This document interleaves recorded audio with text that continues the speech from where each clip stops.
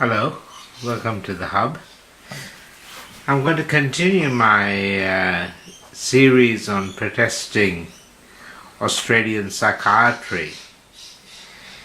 And to begin with, I wanted to share with you a book that was distributed by Janssen Silag in the 1990s, called The Management of Mental Disorders,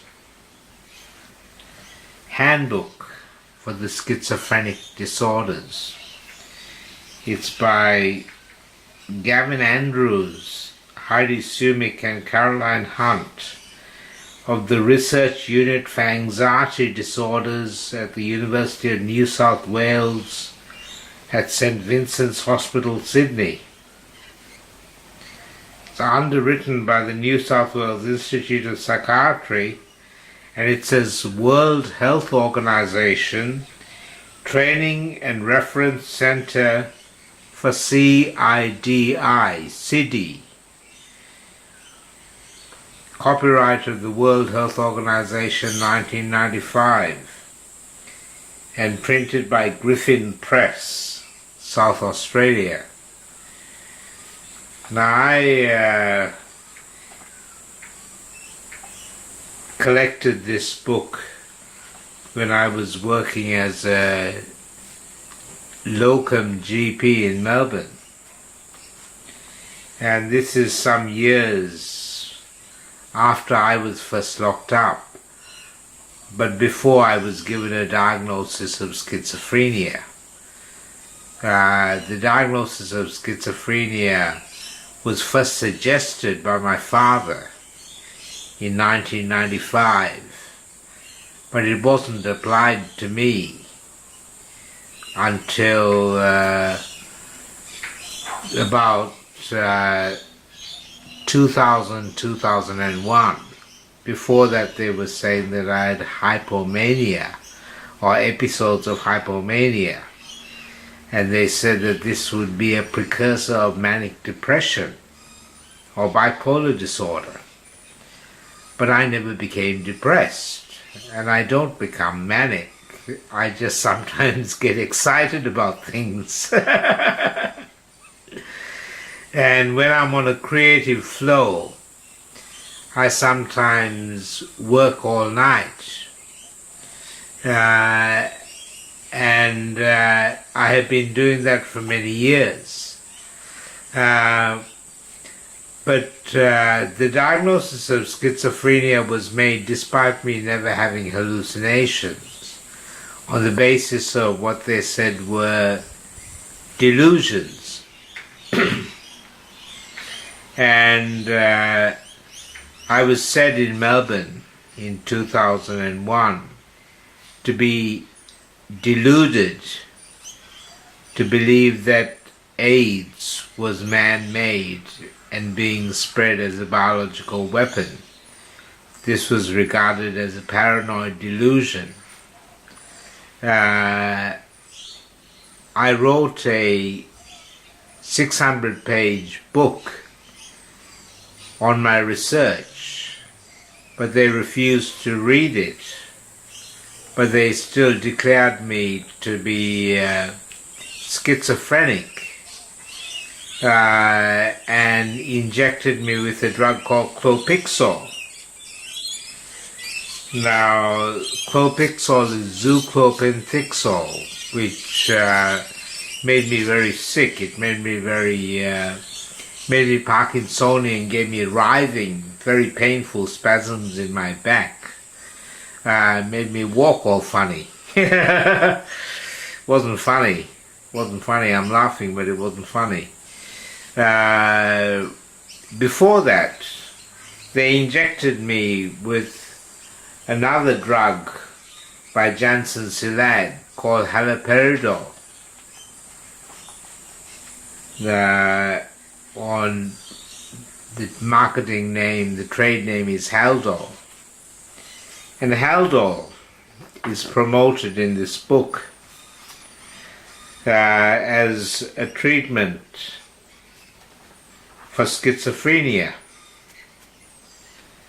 It's one of several drugs that are mentioned for reducing symptoms and disturbed behavior. It says in acute episodes of schizophrenia, anti-psychotic medication is an essential starting point for treatment, since the first step is to speed recovery from the impairment of severe psychotic symptoms. Antipsychotic medication is generally an effective method for decreasing psychotic symptoms such as agitation, which I didn't have, hallucinations, which I didn't have, and delusions, which I didn't have. I had a theory that the eugenics programs of the past were continued after the Second World War and resulted in racial and elitist prejudices within the, or racist and elitist prejudices within the medical profession in the West. My book, Eugenics and Genocide in the Modern World, examined the theory that AIDS was developed to reduce the population of Africans and Brazilians, and that it was, this is not an original theory. It was first publicized in the 1980s, that HIV was developed as a biological weapon at Fort Detrick. My own research looked at the role of Australian institutions in public health policies in the area of AIDS and HIV. And I particularly looked at the Burnett Institute in Melbourne. And you can see my documentaries that are on YouTube. These documentaries have had a very favorable response from viewers. And I also have published a copy of my Eugenics and Genocide book on Script D, and it's had about 2,000 views. So I'm not secretive about my theories about HIV and AIDS, and they are now saying that it's not a delusion, it's just an alternative theory. But I was also said to have paranoid delusions about my father's involvement with the Tamil Tigers, an organization that fought for a separate state in Sri Lanka for 30 years. Now, I have a lot of evidence of this, and you can check for yourself by looking at Brian Senewiratne's videos on YouTube. He has continued after the end of the war to continue propagandizing and eulogizing for the Tamil Tigers. And his most recent book is this book here, which he has dedicated to the Tamil Tigers. He has dedicated them to the Tamil Tigers, and he says, if this book makes him a Tamil Tiger, so be it. So he's not in the least bit remorseful about his role in lobbying for the Tamil Tigers. But again, the PA hospital are now saying that what I said about my father was not delusional, but factual. However, they're still continuing to treat me with an injection produced again by Janssen Silag. And this is called risperidone. No, it's not risperidone. I was injected with risperidone, which is another Janssen Silag drug. This one is called paliperidone, which is the active ingredient of risperidone. And this drug is very expensive. Each injection, which is they're given monthly, costs about $400 to the taxpayer. And it has the effect of sterilizing me and making me hypersalivate. And on the higher dose that they had me on, I was having difficulty with my articulation of words. But it's nothing compared to when they injected me with haloperidol, which is promoted in this book here, when I couldn't talk. I'm talking like that. I was talking like that. And I couldn't walk properly. I was shuffling around and I was completely stiff. My face wouldn't move. And the thing that's cruel about psychiatric diagnosis is that the known and recognized side effects of blocking dopamine receptors in the brain is described as the signs of chronic schizophrenia, notably what they call the negative symptoms or the negative syndrome. So CIDI is the composite World Mental Health Composite International Diagnostic Interview. And it says, this is from the World Health Organization's website, the WHO WMC CIDI is a comprehensive, fully structured interview designed to be used by lay interviewers for the assessment of mental disorders according to the definitions and criteria of ICD-10 and DSM-4. It is intended for use in epidemiological and cross-cultural studies, as well as for clinical and research purposes. The diagnostic section of the interview is based on the World Health Organization's Composite International Diagnostic Interview, WHO CIDI 1990. And it says the WHO WMC CIDI allows the investigator to measure the prevalence of mental disorders, measure the severity of these disorders, determine the burden of these disorders, assess service use, assess the use of medications in treating these disorders, and assess who is treated, who remains untreated, and what are the barriers to treatment. One of the big barriers to treatment are the side effects of the drugs, and this is acknowledged by psychiatrists that a lot of people don't want to take the drugs that are prescribed because of adverse effects. The other reason is that people who are diagnosed with schizophrenia often don't agree that they are mentally ill. They have the diagnosis forced on them, and they can be locked up and kept in hospital until they accept the drugs. And if they won't take the drugs by mouth, they get held down and injected with the drugs.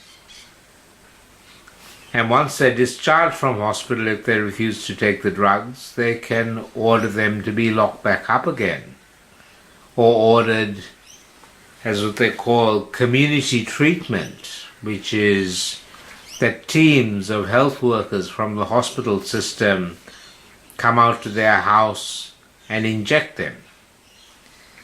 Now, The Janssen-Cilag Pharmaceutica, or Janssen Pharmaceutica, is a Belgian drug company that have been marketing these dopamine blocking drugs since the days of haloperidol. And we used to call it the Haldol Shuffle when I was in medical school. Also called the Stelazine Shuffle and the Modicate Shuffle. This is the shuffling gait that people who were injected with these drugs or forced to take them suffered from. And it also causes, in long-term use, a condition called tardive dyskinesia, where people puff out their their cheeks and protrude their tongue and grimace and wave their foot and their hands, and it's a horribly stigmatizing condition. And a lot of elderly people in nursing homes in Australia suffer from tardive dyskinesia because haloperidol was given to demented elderly people or elderly people with dementia to control their behavior and as chemical restraints. So the assessment section of this book, of the CD, is what is known as the Brief Psychiatric Rating Scale, the BPRS.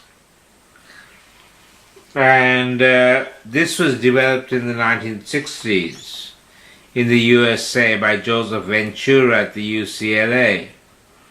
It was based on an earlier rating scale developed by the American military, and it was first used on veterans. But it includes 24 symptom constructs, that's what they call them, symptom constructs, rated from 1 to 7. And these include somatic concern, anxiety, depression, suicidality, guilt, hostility, elated mood, grandiosity, suspiciousness, hallucinations, unusual thought content, bizarre behavior, self-neglect, disorientation, conceptual disorganization, blunted affect, emotional withdrawal, motor retardation, tension, uncooperativeness, excitement, distractibility, motor hyperactivity, and mannerisms and posturing. Now,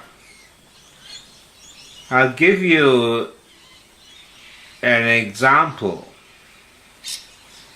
of what they call unusual thought content. Now, unusual thought content is a classical sign of schizophrenia. So it says unusual thought content is unusual, odd, strange, or bizarre thought content. Rate the degree of unusualness, not the degree of disorganization of speech, although disorganization of speech is regarded as a separate symptom of schizophrenia. Delusions are patently absurd, clearly false, or bizarre ideas that are expressed with full conviction. Consider the individual to have full conviction if he or she has acted as though the delusional belief was true. Ideas of reference or persecution can be differentiated from delusions in that ideas are expressed with much doubt and contain elements of reality. include thought insertion, withdrawal, and broadcasting. Include grandiose, somatic, and persecutory delusions, even if rated elsewhere.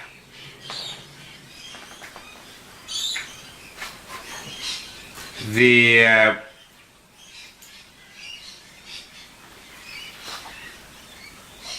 kind of ideas that are regarded as unusual are where the problem lies. It says unusual beliefs, very mild, ideas of reference, people may stare or laugh at him. Ideas of persecution, people may mistreat him, which may in fact be perfectly justified. Unusual beliefs in psychic powers, spirits, UFOs, or unrealistic beliefs in one's own abilities, not strongly held, and some doubt. So the questions that they want you to ask, or they want the health workers to ask, to assess this is, have you been receiving any special messages from people, or from the way things are arranged around you? Have you seen any references to yourself on TV or in the newspapers? Maybe there were. Can anyone read your mind? So this is an example of pathologization of telepathy. Do you have a special relationship with God that includes any religious person? Is anything like electricity, X-rays, or radio waves affecting you? The electricity, X-rays, and radio waves do affect you. Are thoughts put into your head that are not your own? Thoughts are put into your head that are not your own all the time, through the television and advertising. They depend on it.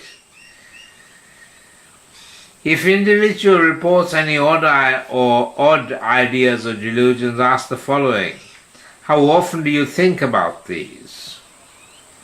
How often have you told anyone about these experiences? How do you explain the things that have been happening? And you specify them.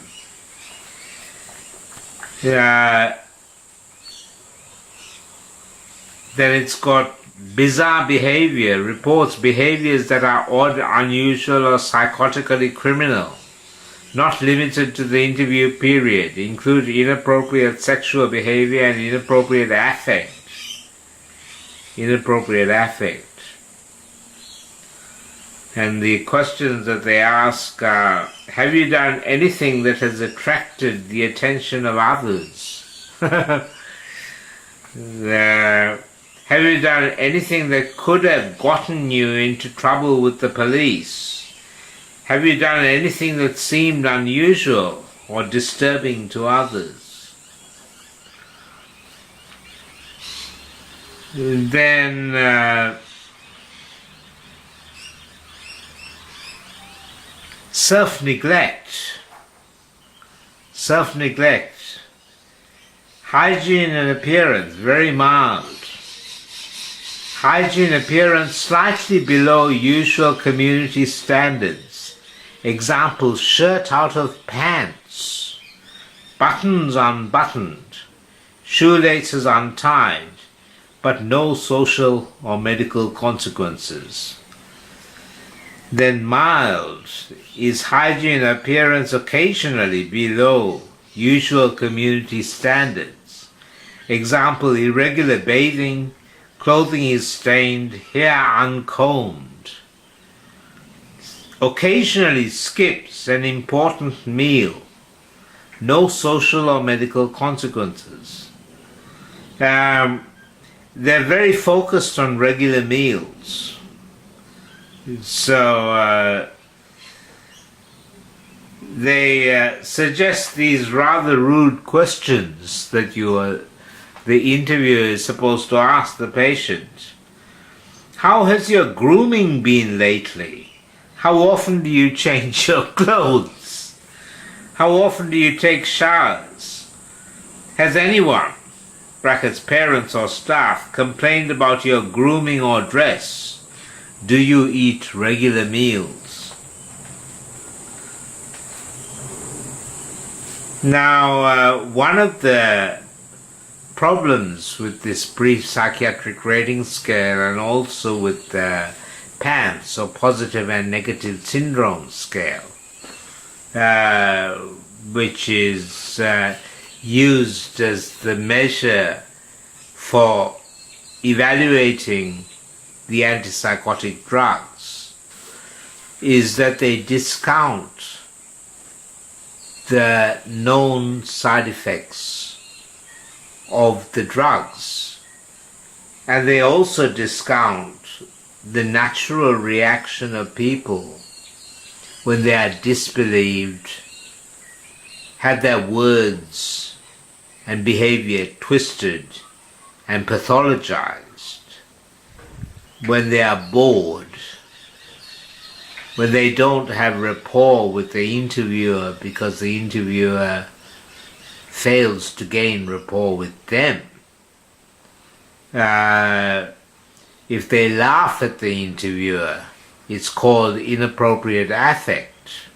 Then they've got separate ratings for uncooperativeness and hostility. Now, hostility can be explained when people are repeatedly locked up against their wills and convinced to take drugs that make them feel ill. But one of the most cruel ones is what they call blunted affect, because dopamine blocking drugs, and I know this from experience, when I was on haloperidol, my affect was blunted. I didn't feel the normal emotions of pleasure that I feel from, for example, music that I like. I was stiff in my movements, and I was especially stiff in my facial movements. Now that's called blunted affect. But they describe blunted affect as a restricted range in emotional expressiveness of the face, voice, and gestures. It also affected my voice and made it difficult for me to speak clearly. Marked indifference or flatness even when discussing distressing topics. In the case of euphoric or dysphoric individuals, great blunted affect if a flat quality is also clearly present. Now, this is a bad joke, what they suggest. Use the following probes at the end of the interview to assess emotional responsivity. Have you heard any good jokes lately? Would you like to hear a joke? I can tell you, when I was locked up, if somebody asked me if I'd like to hear a joke, I would have said, no, you're the joke. It shows that you can't program the empathy into people through giving them a list of questions to memorize and ask patients and rate them. Another example of pathologization in the brief psychiatric rating scale is excitement. Now, a lot of people like excitement, and people get excited, but excitement has been pathologized by the medical profession for 100 years. They talked about excitement as in agitation as opposed to positive excitement. It says excitement, heightened emotional tone or increased emotional reactivity to interviewer or topics being discussed, as evidenced by increased intensity of facial expressions, tone, voice, expressive gestures, and increase in speech quantity and speed. It says, for example, the lively use of gestures and variation in voice tone. Now that is very clearly culturally dependent. Some cultures are much more expressive and variation in voice tone than others. And there are other culturally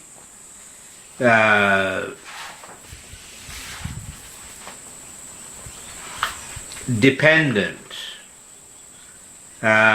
factors in the brief psychiatric rating scale. For example, interpretation of metaphors. Failure to understand metaphors is regarded as a sign of schizophrenia. But obviously understanding metaphors is culturally dependent, and people who know English only as a second or third language may not understand specific meaning of metaphors.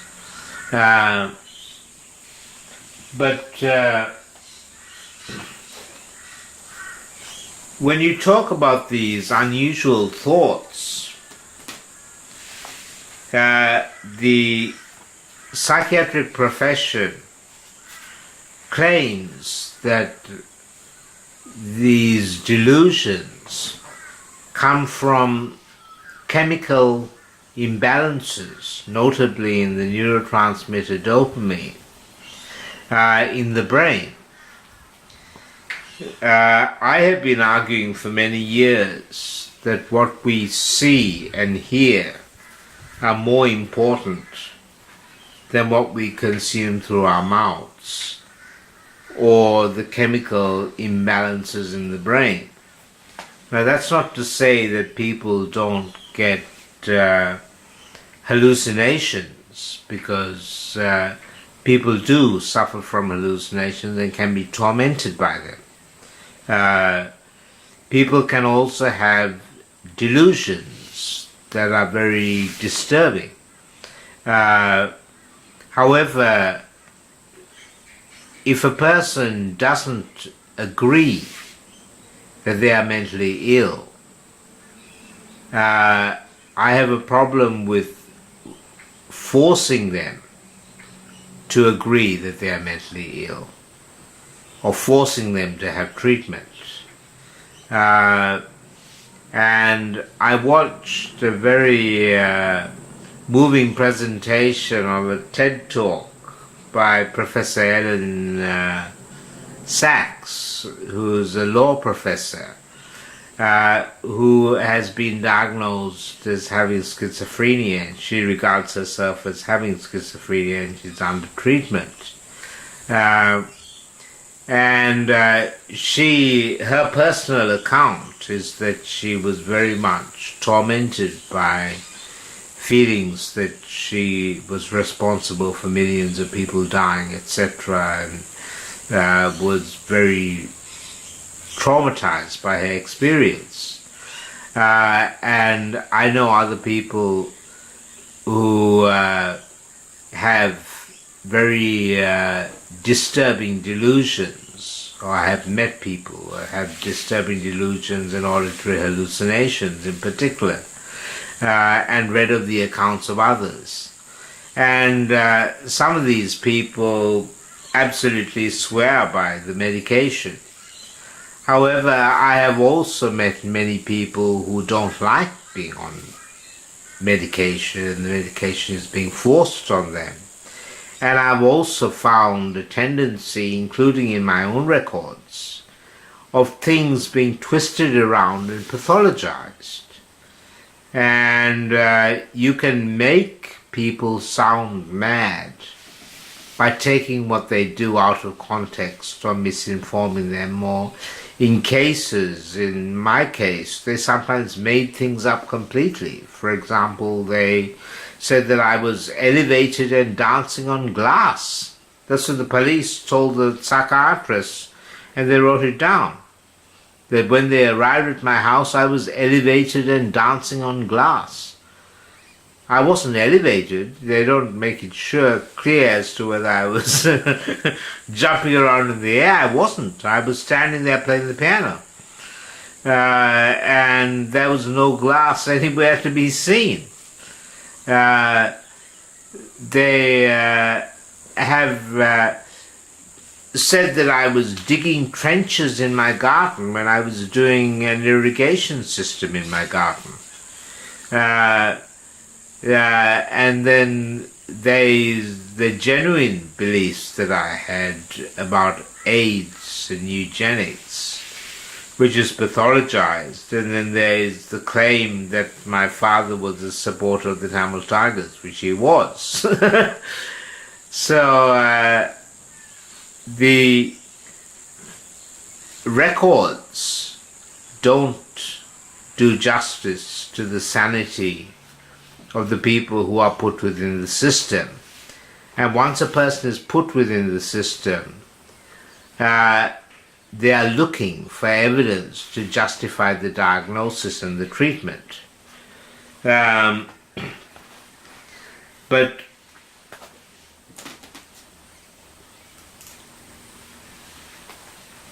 what I wanted to read to you was an example of triggers of psychosis from what you read. And this is a book called Understanding Auras, The Reality of the Human Aura by Joseph Ostrom. And it's published by HarperCollins in their Aquarian series. And it has a disclaimer. This is published in 1987. Disclaimer. The material in this book is presented for educational and informational purposes only. It is not intended to replace established medical diagnostic procedures or treatment. The author and publishers are in no way responsible for those individuals who choose not to heed this disclaimer. That's a bit of a warning sign, isn't it? I'm not going to go into the details of understanding auras, other than to say that people who see auras or claim to see auras will be diagnosed as having hallucinations by established psychiatry. Also in this series, and this is how HarperCollins or Rupert Murdoch was promoting a whole lot of beliefs that an integrated system of beliefs that put together would cause what is diagnosed as schizophrenia. An introduction to graphology, color therapy, dowsing, how to develop your ESP, incense and candle burning, invisibility, levitation, the power of chi, meditation, the inner way, practical visualization, understanding astral projection, understanding astrology, understanding auras, understanding chakras, understanding crystals, understanding dreams, understanding the I Ching, understanding numerology, understanding palmistry, understanding reincarnation, understanding runes, and understanding tarot. This was their series of New Age books. Now, if you look into this series, you'll find that the beliefs are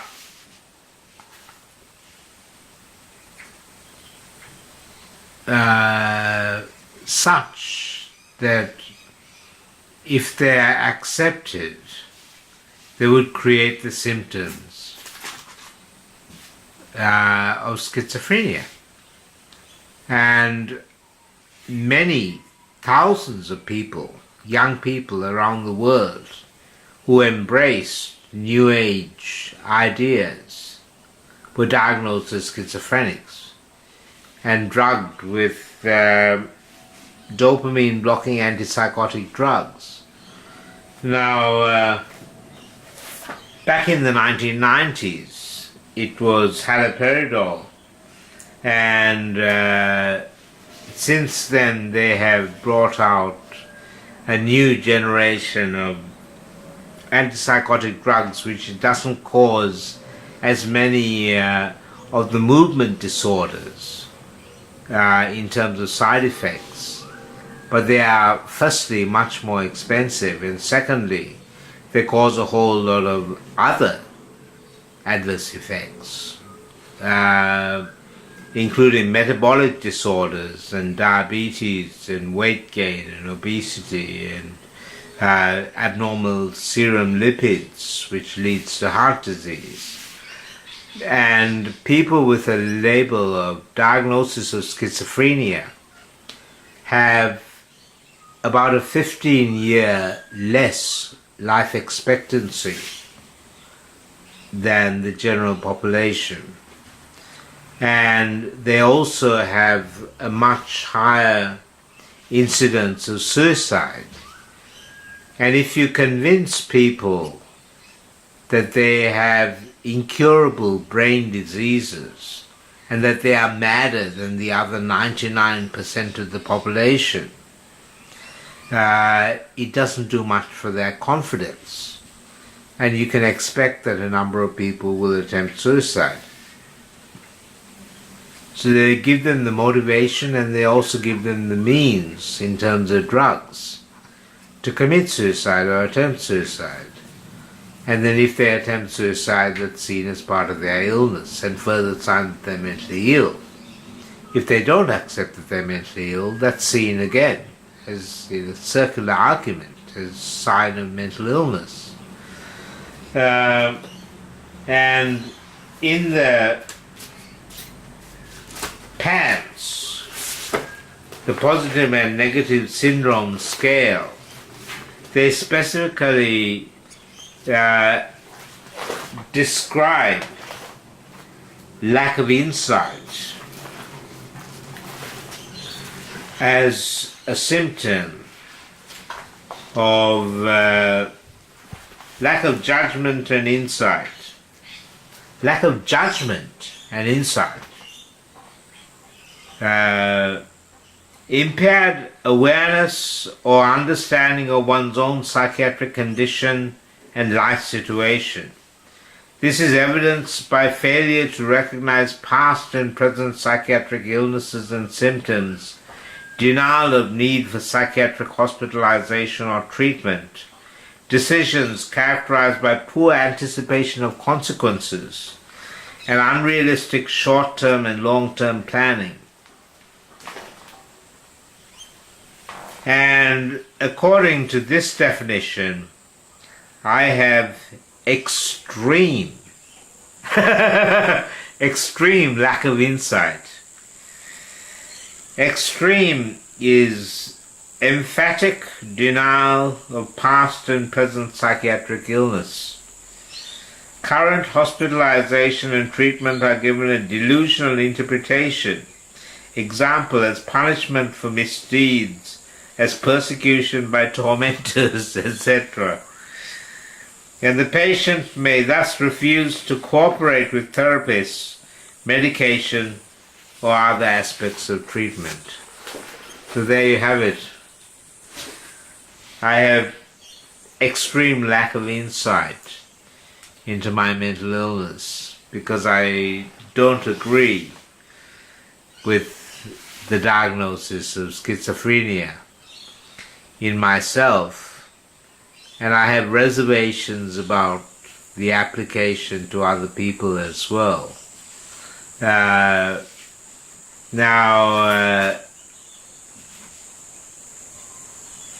I'm not saying that people don't have auditory hallucinations, but I think it's better to just say that they have a tendency to auditory hallucinations and treat those auditory hallucinations.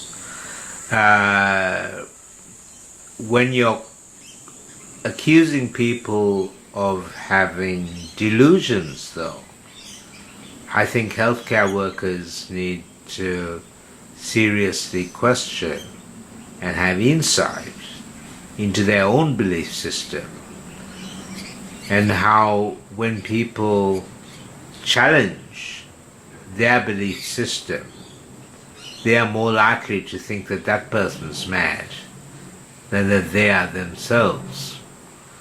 And in this age of Donald Trump and fake news, I think we all need to question our belief system. And I think that everyone has delusions. And delusions come from many different sources, including schools and magazines and books and television and movies and documentaries and songs. Delusions come from many different sources. And I think the cure for delusions is to examine the information that one gets critically and evaluate things for truth. So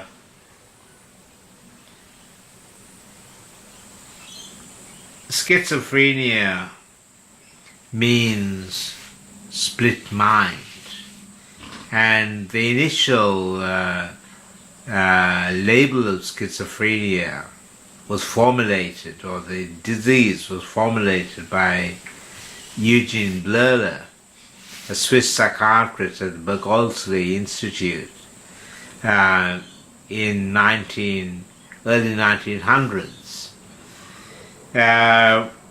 And Eugene Bleuler was a eugenist and an enthusiast of Francis Galton's racist and elitist theories.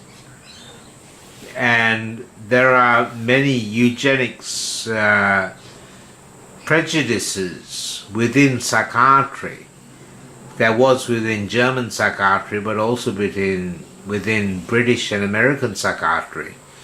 So when they are spending millions and millions of dollars looking for a genetic cause and doing twin studies, something that the Nazis were very much into, and saying, for example, that 80% of schizophrenia is inherited,